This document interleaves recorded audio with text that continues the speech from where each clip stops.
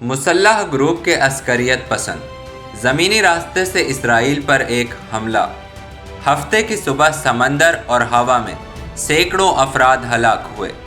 یہ حملہ برسوں میں سب سے بڑا اور مہلک ترین حملہ ہے اور اس نے ایک اسرائیلی اعلان کا اشارہ دیا: جنگ۔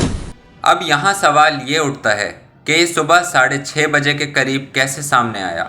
راکٹ کی پہلی اطلاع کے فوراً بعد راکٹوں کی بیراج سے حملہ شروع ہوا۔ حماس کے جنگجو کریم شالوم کراسنگ کے قریب اسرائیل میں داخل ہوئے۔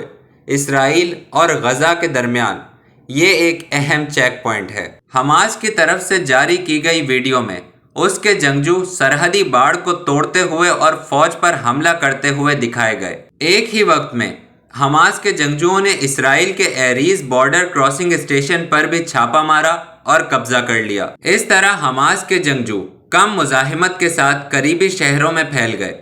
صبح 7:30 بجے تک اسرائیلیوں نے فلسطینی عسکریت پسندوں کے گروپوں کو آتے دیکھنا شروع کر دیا تھا، جو کہ قصبوں اور شہروں میں آتے ہیں۔ اس کے علاوہ عسکریت پسندوں کی اسرائیلی پولیس اور فوج کے ساتھ بھی سڑکوں پر جھڑپیں ہوئیں۔ فلسطینی عسکریت پسندوں نے سرحدی رکاوٹوں کے حصوں کو تباہ کرنا شروع کر دیا۔